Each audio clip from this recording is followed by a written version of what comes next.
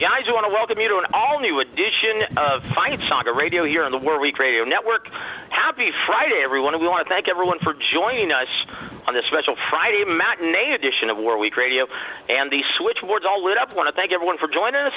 Guys, we have a huge show, so let's start off by introducing our special guest, Editor-in-Chief of FightSaga.com, the one and only Mr. Lee Cleveland. Lee, how are you doing today, brother?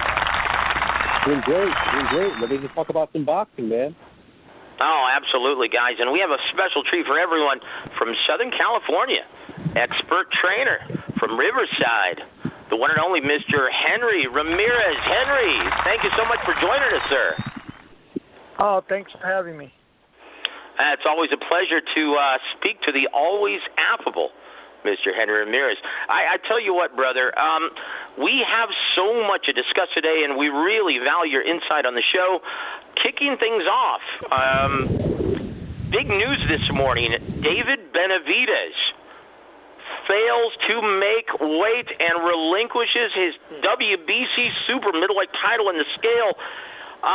Henry, your thoughts on this, brother, before we go forward?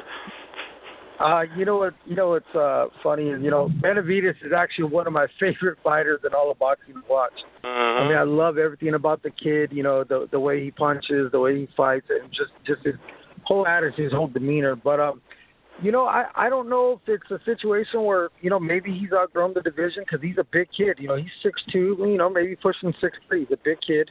And I don't know also if it could be the situation within the bubble, I don't know if you guys have been told or been aware of the way it kind of operates is you're really restricted really fight week as far as what you can do. So a lot of the guys are being told, look, get to, wherever the fight's going to be at as close as you can to weight, which is difficult for some guys because usually you get there 5-6 days in advance and you got a lot of time to work. This not so much now that, that they're really monitoring things and keeping guys restricted on movement and, things during the fight week.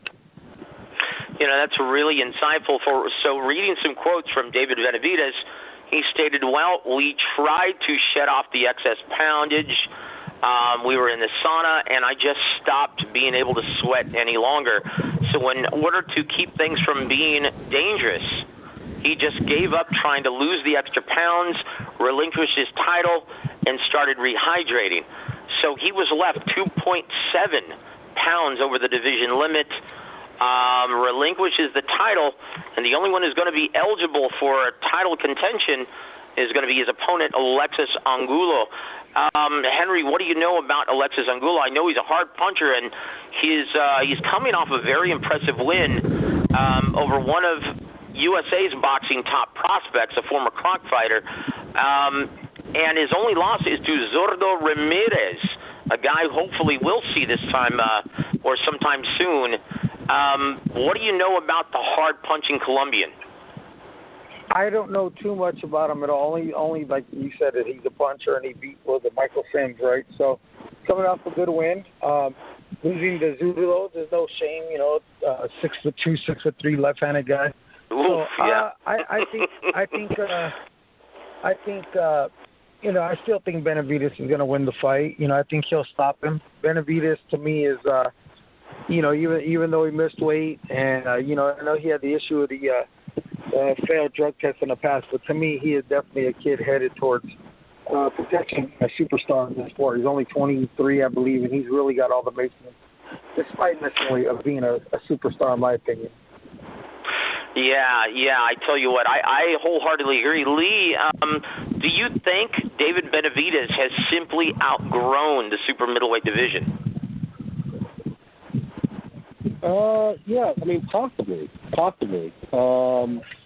don't know. I mean, I know, Coach Ramirez can speak better than that than I can as far as getting down to weight, how you schedule all that. And I know there's an entire process where you get down to weight. Maybe that was all. You also have to look at the lockdown and COVID, and some of these guys maybe got a little overweight. I'm not so sure. I mean, he's 23. He could be outgrowing it, but is that an age for you? I mean, usually it's you're a little older when you start moving up. Right. So we'll have to see. But given his height, that he's 6'2", yeah, I can definitely see him, moving up in campaigning at light heavyweight. So, yeah, that's a question for Henry. Henry, now the process customarily when it comes to fight week, what's usually the process if someone is coming a little bit heavy and preparing for the weigh-in?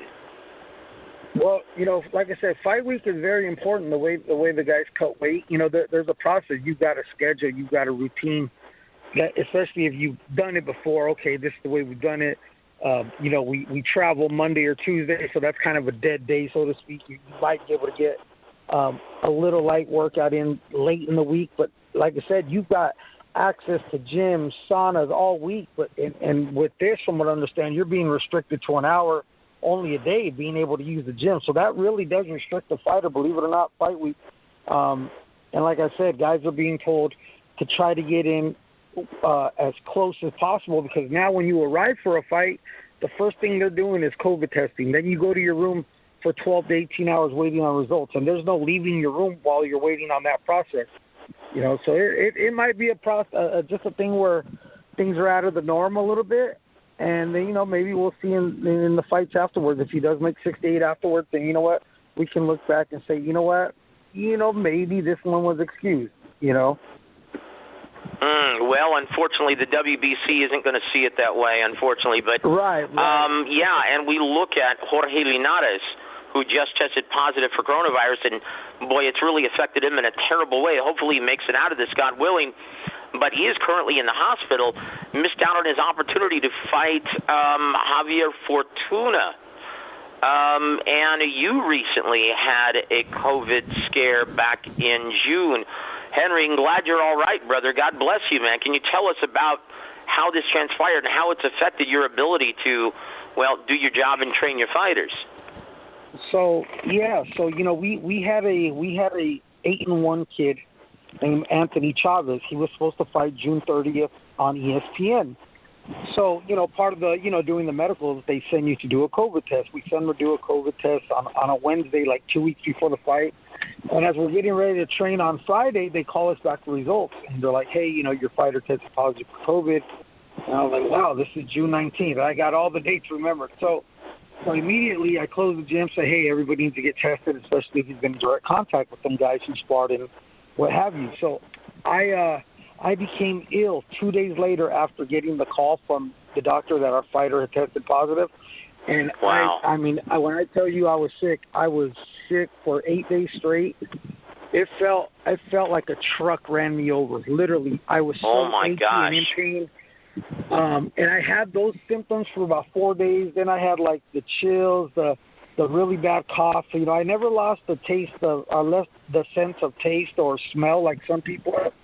But it was bad. I had the symptoms really bad, and I got tested on June 25th and then was notified on July 2nd that I was positive, which at that point I wasn't surprised at all. And but by the time they actually called me on July 2nd to notify me I was positive, because it took a week for the results, I was already a couple of days of feeling pretty good. So, like I said, my symptoms lasted June 21st to the 29th, and I haven't had any symptoms since. And, we're here in the middle of August now. And I actually just tested on Tuesday with the fighter who's fighting coming up, and we were both negative. And everybody in the gym's negative, because we've got about 5 guys fighting.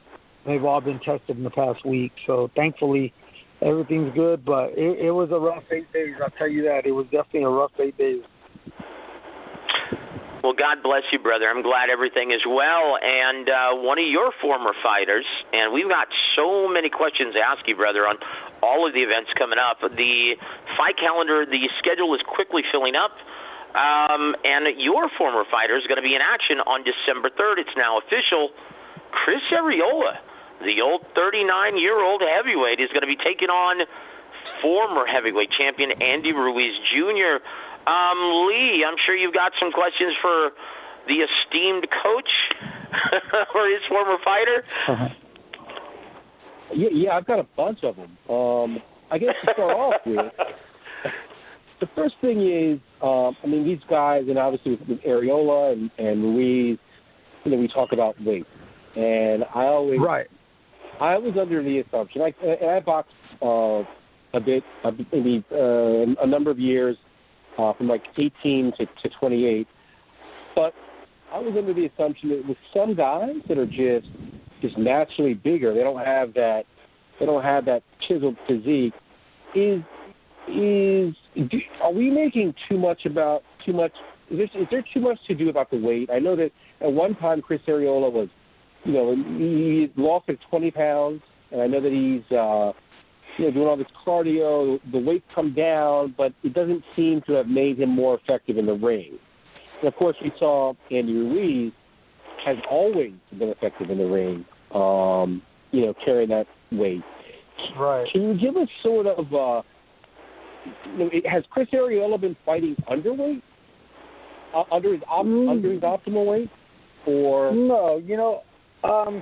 Especially with Chris. I used to tell people, look, boxing is not a bodybuilding contest, and Chris and Andy, are never going to be body beautiful type guys. I'll give you guys an example. We met.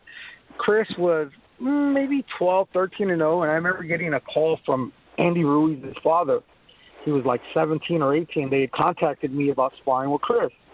And they walk into our gym, right? And I didn't know who the kid was. And I imagine he was 17, 18. They walk into the gym, and he goes, hey, we're the ones that called you about sparring with Chris. And I'll be honest, I looked at the kid. I said, you fight? Yeah, I got a lot. And I'm being honest, And I just see this chubby kid. He's really chubby. And I told Chris, hey, just work. And the kid comes out there. I'm like, holy shit, this kid just fights, man. I told Chris, all right, maybe you don't need to hold back. You might need to pick it up a little bit. And from then on, we forged a relationship with them. We had sparred with Andy quite a bit over the years. And, they're never going to be body beautiful guys. But boxing shape is different than men's fitness shape. The cover of Men's Fitness. Boxing shape is completely. Give you an example, guys. David Benavidez was a kid who was real chubby when he was younger, and, he shed weight. He's never going to be a body beautiful either. You know what I mean? We're on the subject of weight today, and he missed weight. He's never, whether he makes 68 or not, even if he moves up to 75 and is more comfortable, he's never going to look ripped and chiseled. Just a kid who's always going to look like he carries little baby fat on him, But to me, I've always felt, going back to Chris, I've always felt his optimum fighting weight was about 240, 242. You know what I mean? But I'll be honest, guys, there were fights where he was in better shape at 250, 255 than he was at 240. You know what I mean? I mean, there was fights where he did more, where I see more out of him in the gym than certain times. You know what I mean? I'll never forget the first time I met you, Henry, was in the famous racial slur event in Corpus Christi, Texas, when you guys were taking on the drummer boy, Eric Molina. And I remember Chris looked very svelte in that fight. And you were kind of pissed off because you were getting a lot of weight questions. And people were asking you, is this going to affect Chris's chin? He didn't seem to have the same durability to be able to take shots better. And you were like, hey, make up your mind, guys. Is he too fat? Or is he too skinny and his chin isn't good enough? Right. I believe, if I remember correctly, I think he was 245 for that fight. And, Molina did clip him with the right hand, I remember. But, even though I can't stand Eric Molina, and I've got plenty to say about him, he's a guy who, has a decent right hand. He's got a decent right hand. He's a big heavyweight, so all it takes is one shot, And, but no, the whole thing with the whole racial thing after the fight, man, I had so many people asking me, like, hey, why did Chris say that? And I said, well, guys, look, that was a press conference the week of the fight, and Don King was, just rambling on as usual, and he was talking about how Steven Espinoza had just been elevated to the vice president or something, head of sports for Showtime, Showtime, and the point, I get the point he was making. It's just the word that he used, you know what I mean? Which wasn't I know, It really sparked Chris. Oh gosh, yeah, I remember he was there where he just wanted to knock Don King's block off, and yeah, I understood what he meant, and he was like, well, he's actually trying to speak well of Hispanics in the sport of boxing, and but yeah, it just didn't come out very well, did it? That would have been equivalent to saying, hey, African American are elevating themselves. Look, we have a black president. No more, and then he dropped the. Then he drops the N-bomb. Yeah, that's exactly.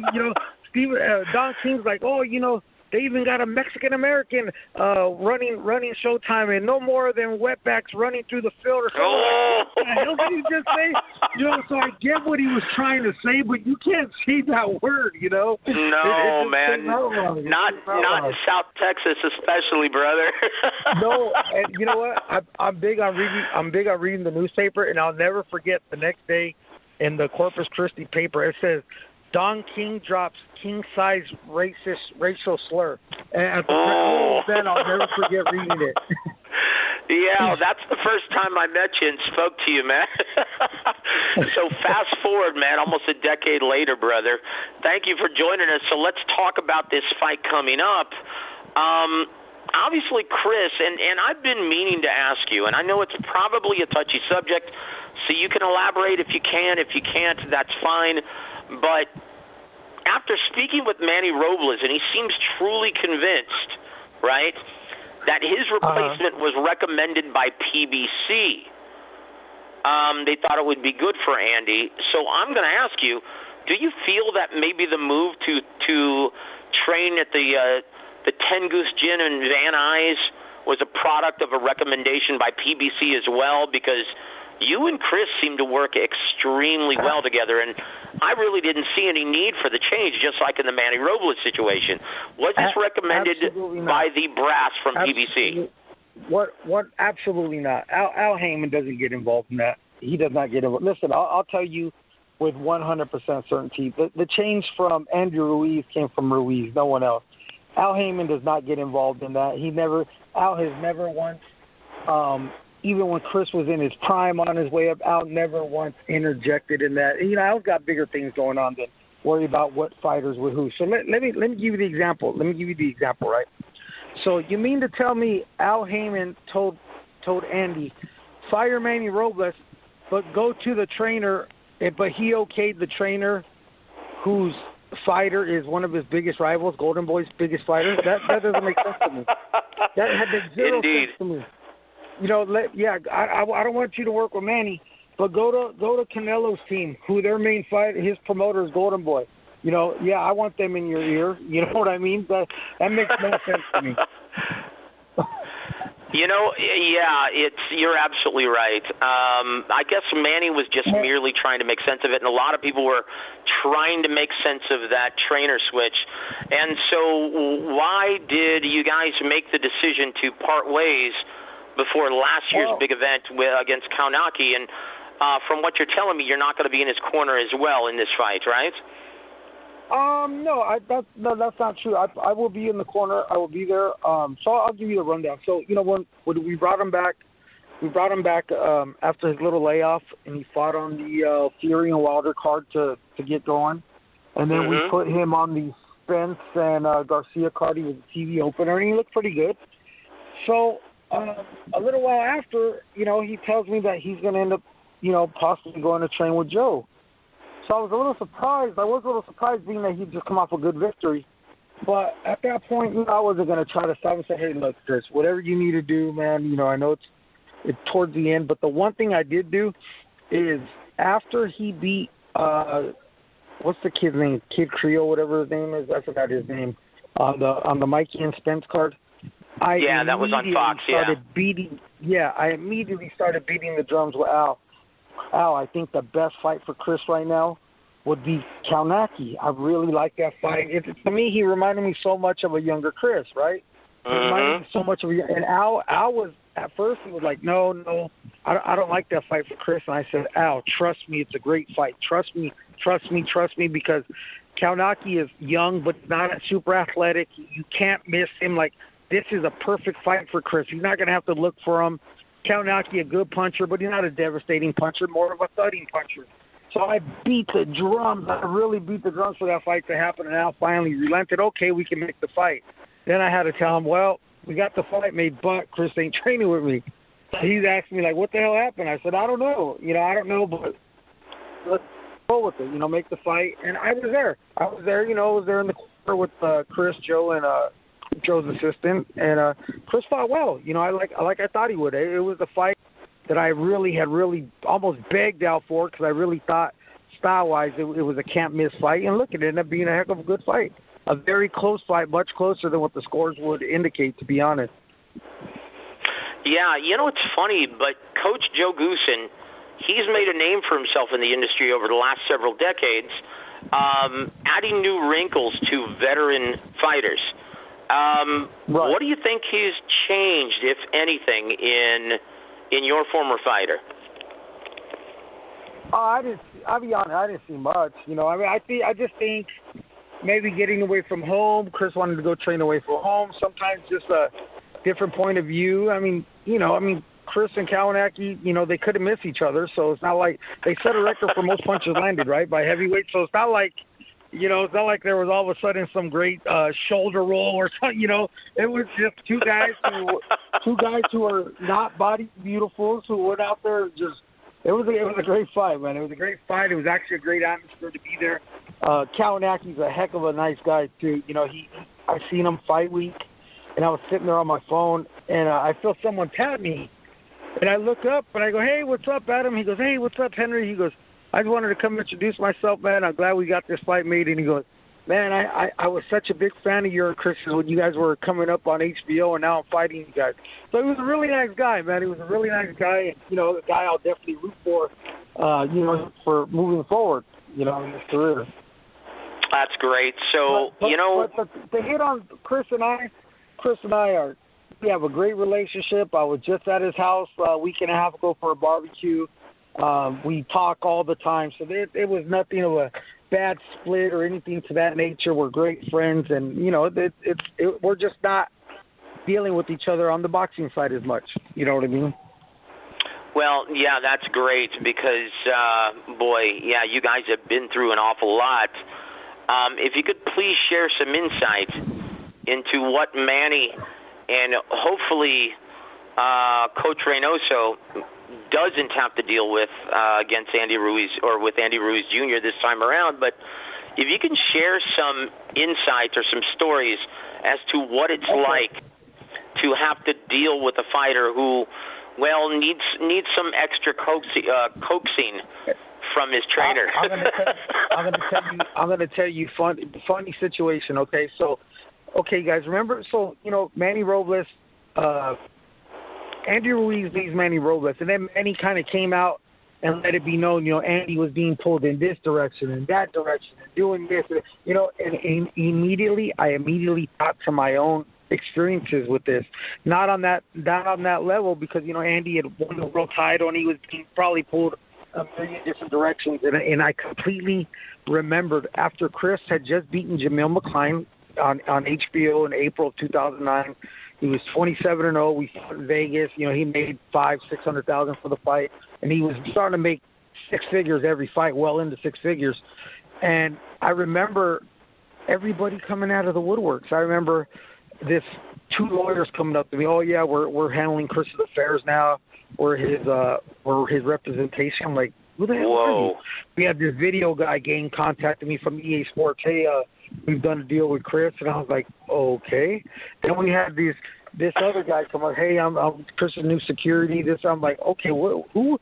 Like, I kind of got the feel, and then all of a sudden we're being invited to celebrity golf tournaments. We're invited to this. We're invited to that. Hey, I want to reach Chris for this. And so I immediately thought of everything Manny spoke of because I experienced it. Not on that grand stage, but I got a real good understanding of where he was coming from and the frustration he was feeling, because I remember telling Chris after that fight, he weighed 255 for the Jamil McCline fight. I said, "Chris, look, take 2-3 weeks off, bro. Enjoy yourself. Enjoy a little relaxation. If it becomes a month, even fine." Well, that was in April. All of April came by, we didn't see Chris. All of May came, we didn't see Chris. All of June came by, we didn't see Chris. All of July came, we didn't see Chris. Then, boom, they called us for the Klitschko fight. I hadn't seen Chris in the gym in over 4 months. He had ballooned up to close to 290 pounds at the start of the Klitschko camp. Yeah, he had ballooned up to 290 pounds, and I'll never forget this picture. There was a fight of Timothy Bradley's at the Agua Caliente Casino, and right around the first week of August, and there was a picture of Chris from the back, and people used to ask me, hey, is that a real photo of Chris, or is it doctor? I was like, no, that's really a real photo. He looked like an offensive lineman. He really did. He looked like an offensive lineman. And tell you guys a funny story. We were when we were training for the Klitschko fight, like I said, Chris had started camp somewhere around 295, and we were doing drills with Chris. Daryl Hudson was the conditioning coach we had hired, and he was well respected and highly regarded. So we're working at LA Valley College, and we've got Chris doing some drills, and a guy come up who was looking for the football team, and he asked Daryl Hudson, hey, are you one of the coaches come looking? And we're like, no, they went in the weight room. They're in there. And he goes, oh, I thought he was a D lineman. And, he thought Chris was a D lineman. Man, we started laughing, man. It was hilarious. Oh, my word. Oh, goodness. So, I can completely understand where Manny was coming from. And, I understand the frustration, but I can say with 100% certainty that change came from Andy Ruiz himself. And, just come out and say it. Hey, I'm going to change direction. You don't have to say it came from Al, because Al don't speak to the public, and you're never going to be able to ask him anyways. But trust me, we signed with Al back in 2004. I think Chris back. And trust me, Al don't get involved in the trainer situation. He's got bigger things going on. Very good, very good. Well, he does a great job getting his fighters paid, as well as getting as many TV dates as he possibly can. He's such a brilliant man, and he always gets the better end of the negotiation process, seemingly. I tell you what, though, Henry, we're running out of time here, brother. Can you believe we've already had you on for almost a half an hour, brother? Doesn't feel like it, does it? It went by fast. No, it doesn't. I tell you what, though, we need to get your take, because this is going to result in a couple of articles on the FightSaga.com. We want to get your take. What does Chris Arreola have to do to pull off the upset against Andy Ruiz Jr.? Well, one of the things I'm probably going to tell Chris he should focus on is attacking Andy's body. I mean, and they're both going to be right in front of each other. They're both going to be letting their hands go. But why not attack Andy's midsection? Why not attack his body? Has his body ever been? I don't know. I don't think so, and see if he can take some steam out of Andy early and try to wear him down. One thing Chris is, he's a very active fighter. Even at his older age, he still has the ability to let his hands go and be very active. And I would definitely have to say that would probably be one of the things I would tell him, to be trying to attack Andy's body. Indeed. And what are your thoughts, brother? Because it's official now.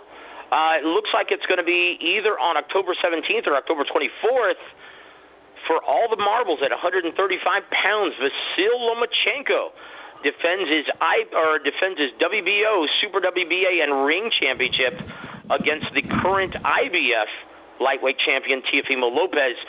Who wins and why, Henry? That's a great fight. You got Teofimo, who's a young, up-and-coming star. I think he's going to be a superstar in the sport, of course, and Lomachenko, who can do it all in the ring, and the experience, the amateur pedigree. I'm going to lean towards Lomachenko just because he's a more versatile fighter, can do a little more in there, but he's going to have a hell of a time keeping a young, hungry, determined, motivated kid who believes in himself beyond belief, Teofimo Lopez off him. But I think he wins a close decision. I think it's going to be a very competitive fight. And the last thing I have for you, brother, before I turn you over to my partner, Lee Cleveland, big heavyweight fight coming up on August 22nd. Dillian White taking on, the 40-year-old former champion, Alexander Povetkin. What is the probability of an upset here, Henry? Oh, man. Look, I mean, I like Povetkin. He's not a super-sized heavyweight, but, I like the way he fights. He used to remind me of Chris a little bit back in the, 2008, 2009. I'm picking Dillian White, just the size difference, It's a difference in size, punching power, younger, probably a little more. Well, not definitely more in the Tank. Wow, yeah, it's going to be a great fight on August 22nd. It's going to be interesting. I really love this style matchup, and it's, in my opinion, this is going to be action-filled from start to finish. Mr. Lee Cleveland, do you have anything else for Mr. Henry Ramirez, sir? Yeah, one quick question regarding the heavyweights, and you brought up Povetkin. And Joseph, you and me have talked about that big 4-0, and I think people see that, and they get excited, we're going to fight this old guy, and each time they get embarrassed by Povetkin. Obviously, Coach Ramirez, age is different for different fellas, right? But are we seeing fighters start to sort of mature later, or are they able to? Because years ago, 40 was ancient, 39 was ancient. But we've seen some of the success Vlad had in his late 40s or his late 30s. Has there been a change now? Is 40 not that old anymore? Not for the heavyweights. It isn't. Well, heavyweights take longer to develop and mature. And you got to remember, guys, one thing the heavyweights generally aren't going to do that lighter fighters do, they're not going to have the severe and extreme weight cuts that a lot of fighters have. You know what I mean? Right. So a lot of the lighter guys, they got to make a weight. Heavyweights, they'll if they get a little heavy during training camp, they'll train hard, and wherever they feel comfortable at. So they don't have that extreme measure of, oh, man, I got to cut 12 pounds the week of the fight or 9 pounds. No, they can train hard. They can eat properly all the way through training camp and not have to worry about that. That's why with Chris, my situation with Chris is when you don't have a fighter cutting weight and have to worry about that, you can spar them a little harder later in camp. Whereas, when you get a guy who's cutting weight, they'll start to tail off maybe 2 weeks out because they're starting, their body's starting to, feel it, and, they're a little dehydrated. So, but with heavyweights, you can push it a little more, especially without the severe weight cut. And they can go longer because they haven't done that to their body for 10, 12 years of cutting weight, the rapid increase and then cutting. Well, I tell you what, it's been a I'm sorry, go ahead, sir. Wait, one quick question. Could a heavyweight whose body is well preserved compete on the elite level at 50? No. I don't think so.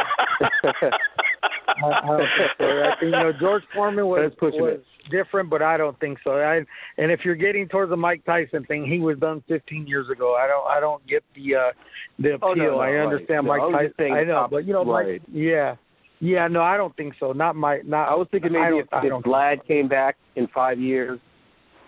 Could Vlad come back in 5 years and make some waves? No, I don't think so. And there you have it, brother. Henry, last thing, very quickly. Who do you like in Leo Santa Cruz versus Gervonta Davis on October 24th, my friend? Look, obviously to me, Tank is the favorite, being the bigger puncher. But, I'm wondering, will he be able to keep with the pace Leo's going to set? I believe Tank is the bigger puncher, maybe more technically skilled. But Leo's a determined kid who's going to be able to push the pace and maybe try to push Tank to a past the measured pace that he likes to fight at. You know what I mean? Leo's going to crank up the pressure and try to beat him, swarm him with activity. And I'm really torn on that fight. I really am. I really am. I love 50-50. it. Yeah, I think most people are very intrigued by that one coming up. And, I think it's going to do very well on pay-per-view. But I tell you what, Henry, do you have any parting shots or anything to add about any fighters that you've got coming up on big events? Yes, sir. I've got a pretty good young stable of young pros. We've got Israel Mercado. He's 7-0. He's fighting the 135 kid. He's fighting August 22nd on ESPN. I've got Anthony Chavez. He's a 9-1, 126-pound prospect. He's fighting August 29th on ESPN. I've got Louis Lopez. He's headlining a Thompson boxing card September 6th. And I've also got Marcos Hernandez fighting James Kirkland. We were scheduled in March, but the pandemic knocked that out. We were in D.C. and then got sent home. So we're just waiting on an official date for that, and that's what we've got coming up. Well, guys, he's Coach Henry Ramirez from Southern California. Henry, thank you so much for gracing the airwaves and sharing the air with us, brother. We look forward to speaking again very soon. We always value your insight, brother. God bless you and stay safe, man. Thank you. Appreciate you guys having me. Well, I tell you what, Lee, Henry's such a fascinating guy, and he's always very, very fair, always speaks very highly of every fighter and everyone in the industry, and very classy response, very forthcoming, I thought, when he talked about Al Heyman and how he deals with his fighters. Your thoughts, though, on his former fighter, and he did state he is more than likely going to be in his corner of the fight coming up against Andy Ruiz. Your thoughts on that very intriguing fight? It's going to be all action, and it's going to be on December 3rd. Your thoughts on Andy Ruiz versus Chris Arreola, Lee? Yeah, that's a great fight. I'm surprised it's been made, and kudos to boxing or heavyweight division for making this fight. Dangerous fight, obviously, for both guys. I think that Ruiz is just so fast and so skilled that it's going to be hard to Chris to outbox him and outbrawl him. And Ruiz takes a heck of a good punch. He's not easy to hit cleanly. It's a tough fight. I think stylistically, tough fight. Yeah, boy, I tell you what, regardless of who comes out with their hand raised in victory, the fans will be the real winners of this fight. Exactly, should be a tremendous matchup, guys. So, yeah, and it's going to be, from what I'm hearing, a title eliminator for the WBA.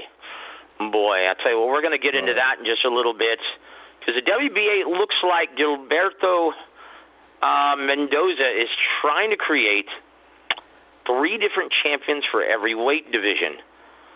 Boy. Mm-hmm. So I tell you what, big news, though, brother. Just yesterday, it was made official. Vasyl Lomachenko versus Teofimo Lopez is going down. Now, it was originally projected for October 3rd, but it looks like now it's going to be on October 17th, possibly the 24th. But people, everyone involved, they're, pointing more towards October 17th. Henry likes Vasyl Lomachenko. It's hard to until you see Vasyl Lomachenko struggle against somebody, and until you see him being proven otherwise, it's hard to bet against Vasyl Lomachenko, in my opinion, the number 1 pound-for-pound fighter in boxing. Your thoughts on this incredible fight, and also please share your insight on the importance of it being on the flagship free ESPN. Yeah, that's huge. He's my number 1 fighter in the world. A lot of people, think he's the best fighter in the world right now. Huge is going to be on ESPN because that gives them a chance to market this guy. Market him as the top fighter in the world. If you're a casual fan of boxing or not a fan, you're watching ESPN and you see all these ads about this great guy, and then you see the highlight reel with that foot movement and all the crazy stuff he does. That should be a big hit. It really should be. Just again, the fact that he's so skilled, given his reputation, given that they're going to show some highlights, that's huge, and then that's going to catapult the winner of this fight. With it being on ESPN, it's going to catapult the winner of this fight, hopefully, to the mainstream. And then in the long term, obviously, it's very good for boxing. So that said, I lean towards Henry. I think that Lomachenko is just seen so much. All those amateur fights, all those skills that he possesses. I think I like Lomachenko by decision, but I think he's going to have to overcome some adversity. I do see him getting knocked down once or twice, but in the end, winning a unanimous decision. Boy, that is something. I tell you what, because Teofimo Lopez, when he has his man hurt, has proven to be a brilliant finisher. But then again, boy, he is really jumping up in class in this fight. As we've seen from Vasyl Lomachenko in previous bouts against prolific, lightning-fast counterpunchers, They were smaller in Gary Russell Jr. and Guillermo Rigondeaux, but they still possess those same athletic gifts and the same style as Teofimo Lopez, although he is several biscuits bigger, right? But the trouble that they had timing him as he was coming into attack, it's because of that damn footwork. It just throws off it seems to really throw off the timing and rhythm of his opponents every time he's trying to make his way in, and the different angles that he shows, where it was almost embarrassing for Russell and Rigondeaux. Do you see Lopez experiencing those same problems? Oh, of course, exactly. But Lopez is I think he's a bit quicker than those guys. He's very explosive. But I can see a situation where maybe, he grazes him really hard, gets him a little hurt, but then can't follow up because, Vasile's footwork is so good. His body movement is so incredible. Yeah, I can see him maybe landing one shot and then trying to follow it up again and again and again and missing. But, Lopez is going to find you eventually. Whether maybe it's a glancing blow, but he's skilled himself. He's got a lot of speed, so he's going to eventually. He's not going to miss every time. So that's why I said I think Lomachenko's going to have to overcome a little adversity. I see Lopez getting in there. Maybe not with a 3-punch combination, but he might land the first or the second of those 3 punches. And he could ding Lomachenko, and then he's gonna have to rely on his instinct and on his skills to get away. But I don't see him getting hit multiple times over and over again with good hard shots. Yeah, it's going to be a great fight, guys. And once again, the fans of boxing are really the big winners here. And I tell you what, credit to both fighters for keeping this fight very affordable for ESPN, and credit to Bob Arum insisting that this be on the ESPN flagship channel, so as many eyeballs can catch this spectacular event. Now we look at the other side of the pond on Showtime. As great as this main event is on pay-per-view September 26th, Lee, how many fans are going to be able to catch this? Because we're looking at a pay-per-view, and the card is great from top to bottom. All 4 fights on the televised portion of the card are going to be incredible. But at a suggested price of $80, how many people are going to catch this fight live? Jermall Charlo versus Sergey Derevyanchenko. I didn't know it was that much. Whoa. For that price? $79.95. I think very few. I mean, you're super hardcore fans for that price? No. I mean, that's wow. That's news to me. It's $80. It's just, unfortunately, it's a great fight. It is a very good fight, and especially if the hardcore fans know what they're watching. But I think they're asking too much, and I don't even think this fight should be on pay-per-view, really, because the stock of both fighters. These guys aren't really mainstream. It's not really popular outside the boxing fraternity. So, I don't think we're going to see it. I think it's going to be a disappointment at the box office, unfortunately, because this is a great fight. Yeah, and if you remember a couple of years back when Arum initially left HBO Boxing, he left for this reason. He wanted to make Crawford versus Postol in a unification bout at 140 pounds, and Nelson, right, from HBO Boxing, they weren't interested in purchasing these big events without the benefit of the pay-per-view platform. And Arum was like, well, that defeats the purpose. No one's going to see it. And he was right. The pay-per-view, I think, only reached like 87,000 purchases. No one saw the fight. And it really didn't do much to enhance the brand or the market value of Terrence Crawford, even though he unified the weight division. I see a similar thing happening here. And it almost defeats the purpose of staging this spectacular matchup. when you're not putting it on a I mean, think about this, Lee. And growing up and watching HBO boxing, which for such a long time it was considered the biggest stage of boxing, we used to see matchups like Charlo versus Derevyanchenko on HBO Championship Boxing on a regular basis. Mm-hmm. So why on earth is Showtime forcing this on the pay-per-view platform? When this, I mean, obviously it's an expensive card, but yeah, this matchup belongs on regular Showtime Championship Boxing. Your final thoughts on this before we actually move forward? Yeah, well, keep in mind, Crawford versus Postal wasn't $80, number one, and that was during a better economic time, number two. So, yeah, in this COVID era, with so many jobs being lost, and whew, yeah, it's going to be a tough one.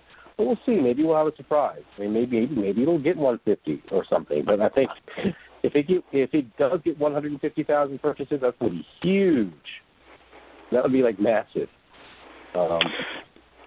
So yeah, considering the current economic climate of the U.S., yeah, it would be astronomical, to be honest with you. I don't see this even cracking 100,000. And this is arguably, in my opinion, the best matchup of the fall calendar thus far. Right? This is a spectacular fight. In fact, whoever wins this fight is going to make a strong case in possibly getting Canelo Alvarez in 2021, depending on how they win, right? If Jermall Charlo knocks out and is the first man, if he's capable of doing something that neither Golovkin nor Jacobs could accomplish, if he knocks out Sergey Derevyanchenko, which Ronnie Shields' coach, our very good friend Ronnie Shields, seems to think that he's going to do, yeah, you can pretty much write that one in. He's going to get a Canelo Alvarez fight in 2021. The public's going to demand it. I'm just really worried that no one is going to see it on the mainstream and casual level. Because it almost seems, Lee, that most diehard fans aren't the ones purchasing these events. They're streaming everything for free. It's like you have to get the mainstream and casual audience involved in order to sell some pay-per-view units. And unfortunately, how many people in your mind on the mainstream and casual level even know who Charlo and Derevyanchenko is? Yeah, on the casual level, no, very few. I mean, Charlo and then Derevyanchenko, people can't, they can't, I'm sure most have never heard of it, can't spell it, and can't pronounce it. So, indeed. Yeah, I mean, it's just, I don't know the rationale with this being on pay-per-view, but again, maybe there's a surprise or two. You know, and one thing too, and I wrote about this a few months back. It's Derevyanchenko's stock seems to, I mean, he just disappeared, right? I mean, he had all of that hype after the Golovkin stand, great fight, and then all of a sudden, boom, you didn't really hear anything. He just disappeared. So they never really parlayed that into anything. And then now he disappeared. Now he's coming back again a year later. And I know that, you know, obviously COVID had something to do with that, but they haven't done a good job of keeping him in the news, getting people excited about him. Yeah, and that's why it's so important for a fighter to be aligned with a promotional group who has the mouthpiece to help promote that fighter's brand. Bob Arum always does a great job of promoting his fighter's brand, and Eddie Hearn does an amazing job at Matchroom Sport, always trying to keep his fighters in the media, in the consciousness of the media. And that's something that PBC fighters, for some reason, they don't have the benefit of having a spokesperson for each fighter. Something that they need to work on, in my mind. But I tell you what, let's move forward. The next big event on the boxing calendar, August 22nd, next weekend, Lee. You're looking at Dylan White versus Alexander Povetkin, which has now been, just like we called it, elevated to the WBC heavyweight diamond belt. Oh, okay. Chingao. Guys, this is what happens when the WBC, and once again, this goes back to the news when Suleiman tried to put his foot in the ground and basically stomp his feet and say, hey, we are demanding that Tyson Fury, should he win the trilogy bout, he has to defend that title immediately against Dillian Whyte, the number one mandatory challenger, or else he relinquishes the title. And, Bob Arum and Frank Warren have already said, you're out of your mind. If you think we are postponing the biggest money fight in boxing any further, it's bad enough we have to fulfill this contractual obligation and fight Deontay Wilder a third time, but you want us to postpone this even further? Not on your life. So the WBC knows that, they're powerless in this situation, so what they're going to do is now reward the winner of this fight with the WBC Diamond Belt distinction to try and make Dillian Whyte or Alexander Povetkin feel much better about, being the bridesmaid of the big three.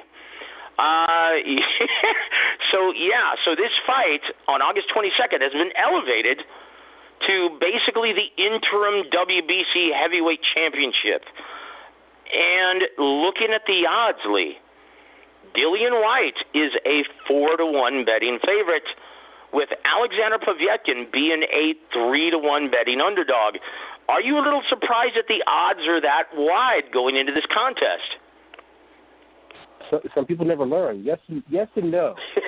I'll explain. I'm surprised because look at his last performances. Look at what he's done.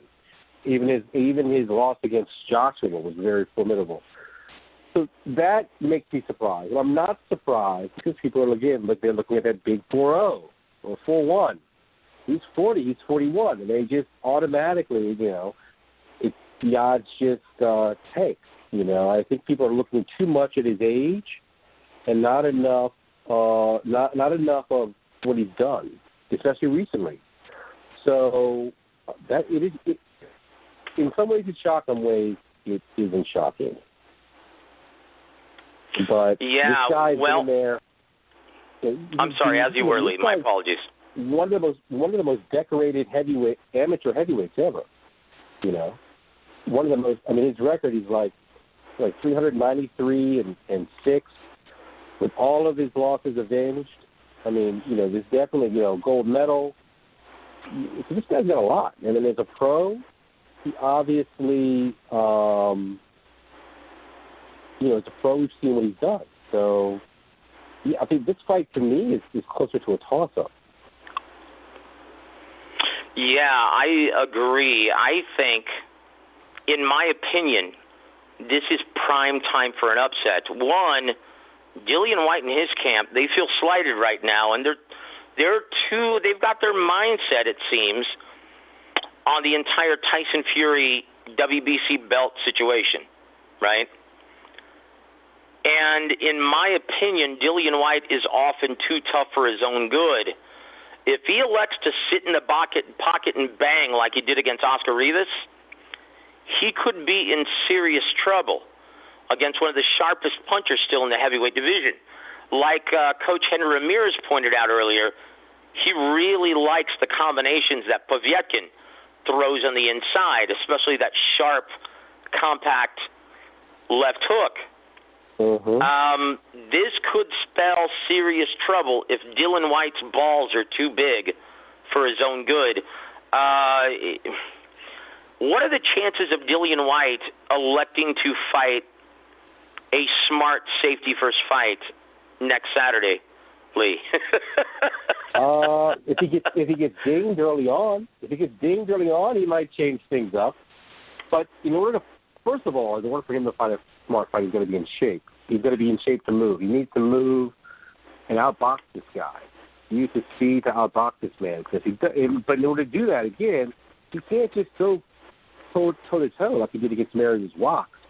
We saw flabby Dillian Whyte just stand there, and that was a workman-like performance, right? And Rock was certainly a live dog in that fight. I mean, White won easily. He won comfortably, but it wasn't easy. If we see any semblance of that White, will likely get knocked out by Povetkin. We need to see. He needs to move around. He needs to really. And this is not like the guy. Who's your boy? Dylan White knocked out. My boy. A few years back. And he looked come on! Don't be talking about Mucus Brown being my boy. Come on now. Yes, this isn't Lucas Brown, right? And I know that Dylan White, he did look like the greatest fighter ever in that fight, but Alex Povetkin is not Lucas Brown. They're not even the same age, right? But no, my word, not Lucas Brown. People kind of think that Povetkin is a better Lucas Brown, a slightly better. Former gold medal winner in the Olympics, former regular WBA heavyweight champion. If he were in an era other than that of Vladimir Klitschko, he would have been probably heavyweight champion for several years. There's no doubt in my mind. But because he was coming up in the same era of Vladimir Klitschko, it just never materialized for him. Even staging a fight in Moscow, Russia. Do you remember that WWF matchup in which there were several body slams? Oh, yeah. WWF, NFL. Yeah, it was all kinds of... Oh, goodness gracious. But, this is a great fight. Don't underestimate. Don't look at that age. Don't look at 40 and say this guy's done. Because he's not fighting like that. He's not fighting like he's done. Well, I tell you what, I do have to pull this up because this is very interesting. Eddie Hearn had several things to say about this, and in my opinion, this is a bit ridiculous. In my opinion, I'm trying to find this right now. Goodness gracious, I'm having a hard time locating it right now, but basically. Eddie Hearn stated that, look, unless Tyson Fury, unless you actually defend that WBC belt against Dillian White, if you choose to relinquish the WBC title, then you're not getting the fight with Anthony Joshua. How do you think Anthony Joshua feels about that? And how do you think Bob Arum and Frank Warren feel about that absurdity spewing out of the mouth of Eddie Hearn recently? That's crazy. It's crazy. Seriously, how do you think Anthony Joshua feels about that? His promoter, basically holding the biggest money fight in boxing hostage for another one of his clients. What he's doing? Well, I think a lot of it is that's what promoters do. So promoters basically say, okay, I've got Dylan White and I've got the champion Joshua. It makes his chances better for Fury to go through White and then Joshua. Because if you're Eddie Hearn, you're looking like, okay, he's going to beat White and Joshua to win it all, as opposed to just having to beat Joshua. So he's got the cards on the table, basically giving himself the best chance.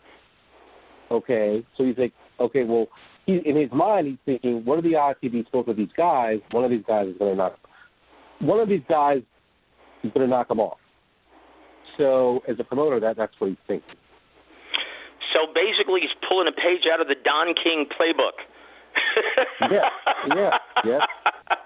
What's amazing, it's funny, after decades and decades and decades, right? It's funny how these maneuvers haven't changed in boxing. This is something that the mob actually made up and was using a lot back in the 50s when they controlled all the champions in boxing, when there was only one belt, right? This is exactly what the mob would do, saying, well, you're not going to be able to fight our champion unless we have options on your next few fights or unless you fight this guy first. And It's amazing. After all this time, promoters are still trying to pull the same jive. Wow. Yep. And such is boxing. Yep. Well, I tell you what, Dylan White, he's always threatened. He's threatened Dylan White the last several years. So that's the fighter he has in his back pocket. The guy that when he's ranked high enough, you can use him. Because remember, he tried to have Dylan White fight Wilder, also like several years ago. That's the guy in the back pocket. So, yeah, you've got to get through Dylan White, and then you can have somebody else. But you got to get through Dylan White. What I want to know is what kind of smut does Dylan White actually have on Eddie Hearn? Does he have some, like, lewd pictures or something at Pedophile Island or something? Oh, no. Well, no. Eddie Hearn is I'm just kidding, brother. Just kidding. To better his chances.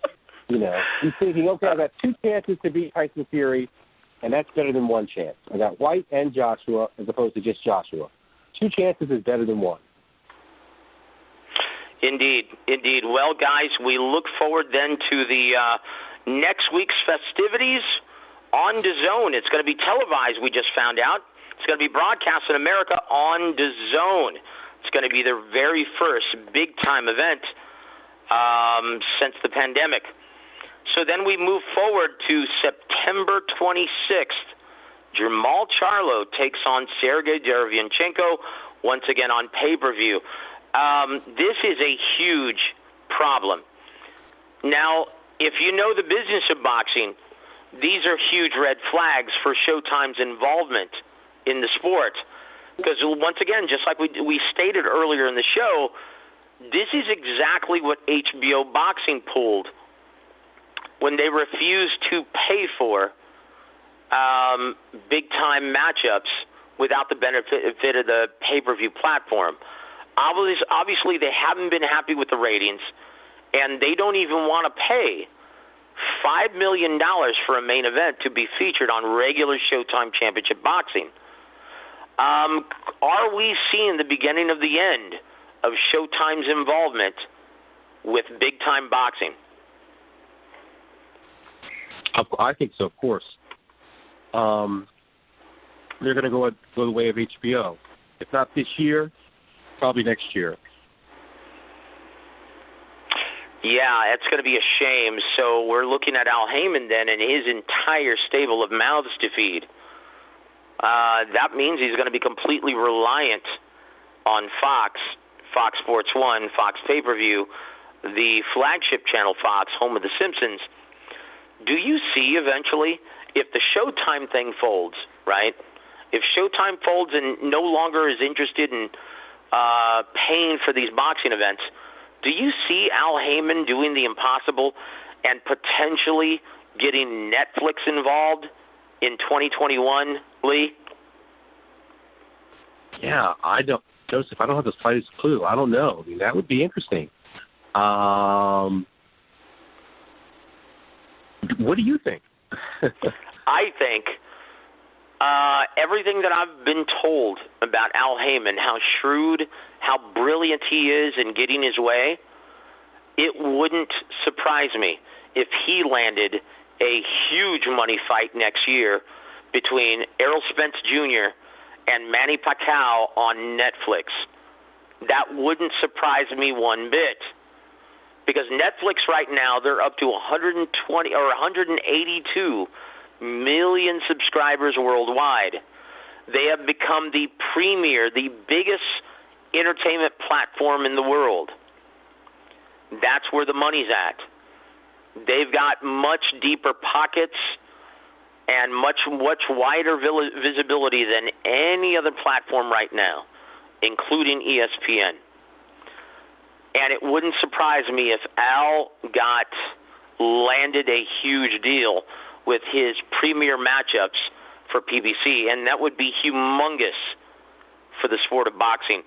So let's hope Al can work his magic and get the better of the Netflix brass, because when you think about it, he's always gotten the better of these platforms. When you look at his dealings with CBS and Showtime, when you look at his dealings with HBO, this is one of the reasons why HBO didn't want to deal with Al Heyman any further. because they never got the better of the exchanges. Peter Nelson would often talk about, well, he would have his mind made up going into the negotiation war room, right, and say, okay, well, we're going to refuse to settle for anything less than this. And then they walk out. How on earth did Al Heyman get his way again? That's why they just refuse to do business with him any further, because you cannot get the better of any intellectual exchanges with this man.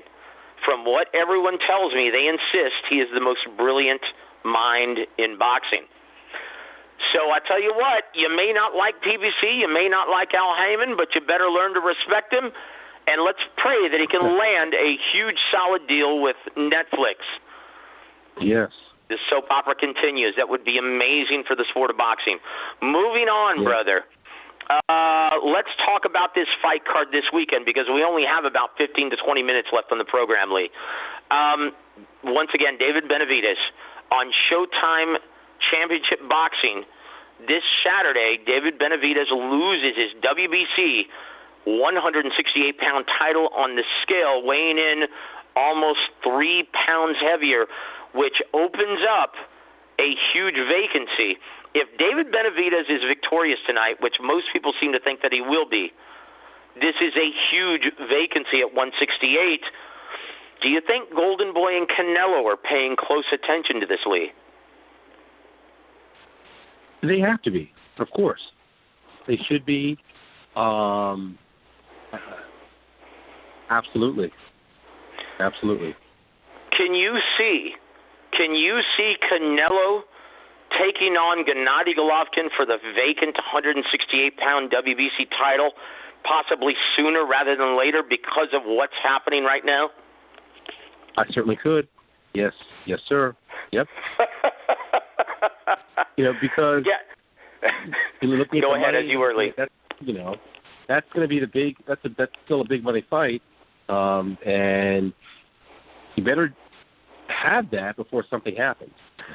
Before maybe one of these guys loses, or Triple G gets too old, or whatever. But I can see that fight happening. 168. Mm-hmm.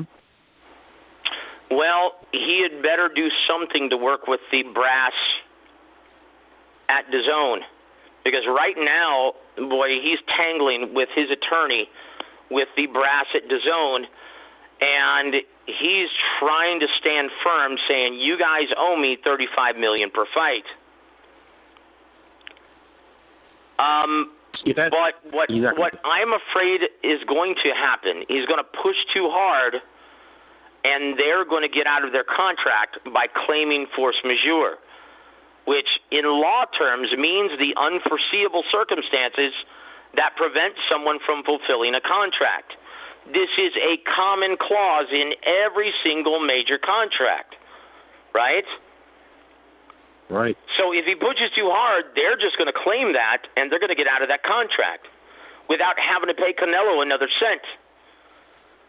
So let's hope Canelo and his team come to their senses, start looking at the bigger picture, and possibly strike a deal with Gennady Golovkin to compete for the vacant WBC 168-pound title. Mark my words, Lee, I can see that materializing if David Benavidez is successful on Saturday and defeats the very strong, very hard-punching Alexis Angulo from Colombia. If he is successful in beating him and that title is vacated, mark my words, you're going to see this materialize within the next 2 to 3 weeks. Yep, let's hope it happens. So. I agree. And guys, you can read all about it on FightSaga.com, because slowly the wheels are turning to put out an article about this tomorrow morning. I tell you what, guys, for all the latest boxing news, don't forget to visit the FightSaga.com. FightSaga.com. But I tell you what, let's look at and this is really interesting. In the co-main event of the evening, you've got one of the hottest prospects in boxing in one of the hottest divisions in boxing. Rolando Romero takes his undefeated record of 11-0 with 10 knockouts, fighting a Robert Garcia fighter who's also undefeated, 19-0 with 10 knockouts. Jackson Martinez for the vacant WBA interim lightweight championship. Now, before we go off on the WBA, what are your thoughts on this prospect fight being held for a legitimate championship title at 135 pounds? These guys are prospects, and they're going to compete for an interim version of a major world title. Lee, does that sit well with you, brother? Absolutely not. Absolutely not. They're just, again, you're cheapening the titles, and maybe a little sizzle, a tiny sizzle in the short run. In the long run, it's bad for WBA. It's bad for boxing. It's bad for the other divisions. If you got so many titles out there, it just cheapens the value of a title, and they're just not worth anything. It's hardly worth winning. If everyone's fighting for this title and that title, and this version of the title and this version of the title and that, it's ludicrous. Yeah, honestly, these guys are nowhere near ready to be champions, and all of a sudden they're being rewarded a title. Yes, it does cheapen the distinction. Because if you remember, Tank Davis is the holder of the regular WBA 135-pound title. Right. Vasyl Lomachenko is the holder of the Super WBA 135-pound title, and now they're creating an interim title holder. That means they're going to have 3 champions for one single weight class. Who is allowing this? Obviously, there's a relationship between Gilberto Mendoza and Al Heyman. What's going on here? Chingao. Well, guys, nonetheless, this is, despite all of the politics involved, this is a very intriguing contest. And Rolando Romero is one of the hardest punchers in the division, and that's saying something, because you've got Ryan Garcia, you've got Tank Davis, you've got Teofimo Lopez, you've got Richard Comey. All these guys can crack, yet critics, trainers, industry insiders are insistent that Rolly Romero is indeed the hardest puncher of all at 35. In my opinion, this makes this fight must-see TV. Are you excited to see if this guy is the goods on Saturday night, Lee? I certainly am. It's going to be a good fight. He's 11-0 with 10 knockouts. His opponent is 19-0. So I can't wait. Well, this is going to be by far the most experienced opposition of Romero's career up to this point. So may the best man win. We'll see if Romero is the goods. We'll see if Robert Garcia comes up with a sound game plan to try and offset Romero's power. It's going to be really interesting. To open up the triple header on Showtime, though, on Saturday, we've got a 10-round special attraction set to take place in the heavyweight division. Otto Wallin of Tyson Fury fame versus, a gentleman who's been out of the ring for 20 consecutive months, Travis Kaufman, one of your boy Bernie Campbell's favorite fighters. Travis Kaufman. Otto Wallin versus Travis Kaufman to kick off the televised portion of the event. What do you expect to see here, Lee? I know this is kind of a crossroads bout for both gentlemen, but what do you expect to see here? And do we, should we be looking for something possibly, maybe a future opponent for one of the big 3 or one of the big men in the heavyweight division? Yeah, this is actually an intriguing fight because Kaufman is battle-tested. 32-3. He's been around. He's fought some big names.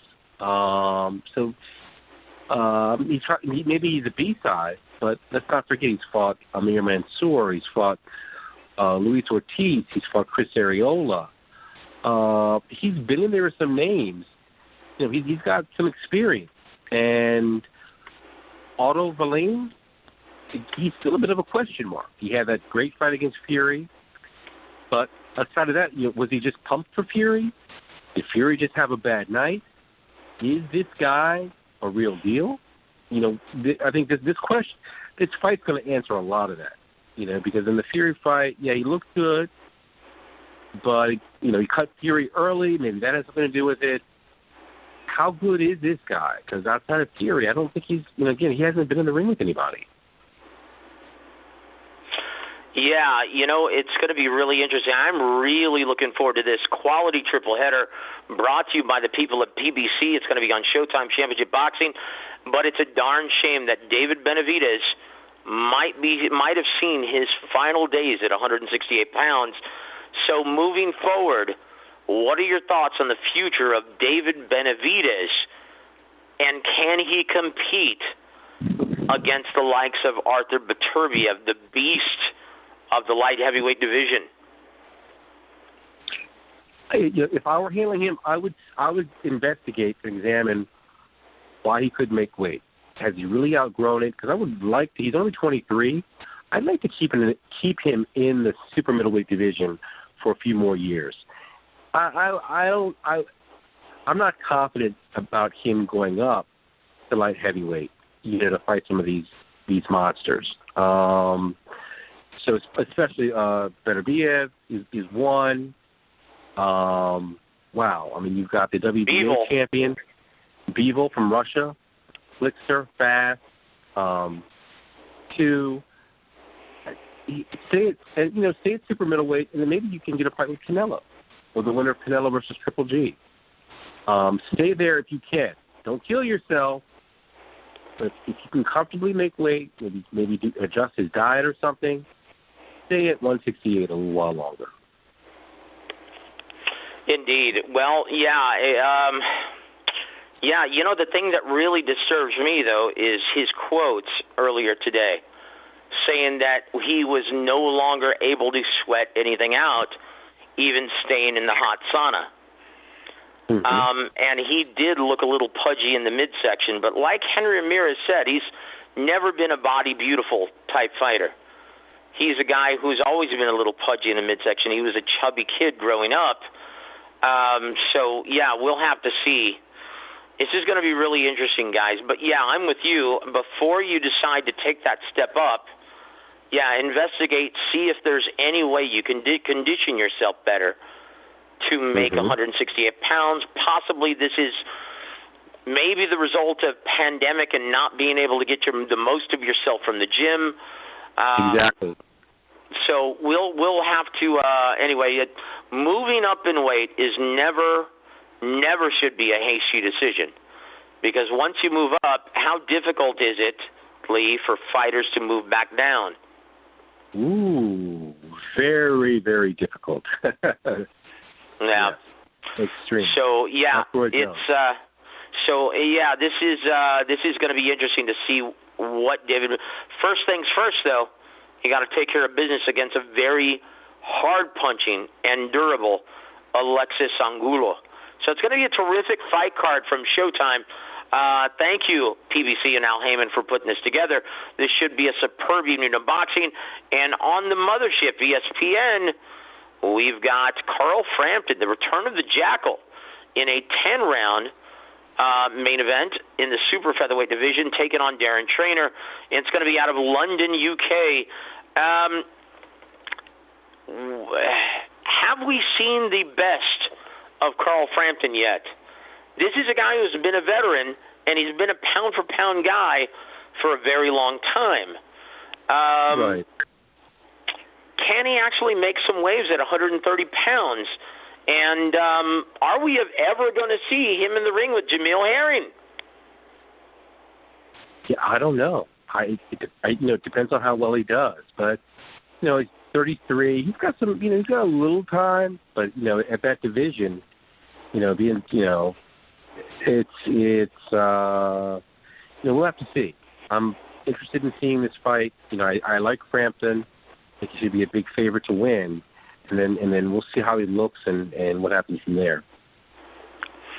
Yep, and then in the undercard, co-main event, we're going to see Michael Conlan competing for the first time at 126.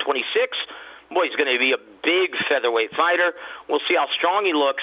He's going to be in the co-main event, and then also in a special attraction from Oklahoma City, we're going to see Cecilia Brækhus, who is now under the tutelage of our very good friend Abel Sanchez. Wow, so guys, a full weekend of boxing from several different locations. But I tell you what, I think that's about it. Lee, is there anything that you'd like to mention or discuss before we bid everyone a very, very happy Friday and a very good weekend? That about covers it. One quick question. I want to know, when are we going to see your boy again? Your boy, woo. You talking about Sideshow Bob?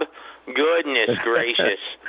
Oh, that guy's okay. What was the very first reaction that you heard from me when you mentioned that clown's name? It was fun. That guy's a joker. He's a clown. Goodness gracious.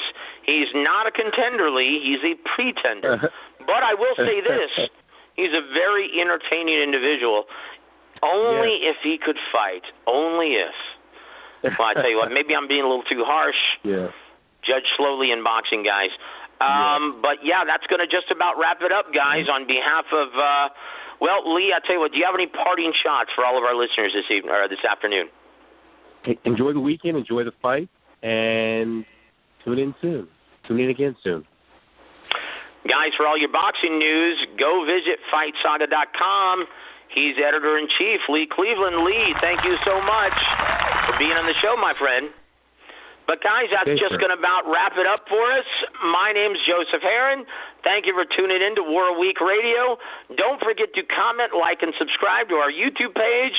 And don't forget to check out all the articles stemming from this segment on thefightsaga.com. Have a great weekend, everybody.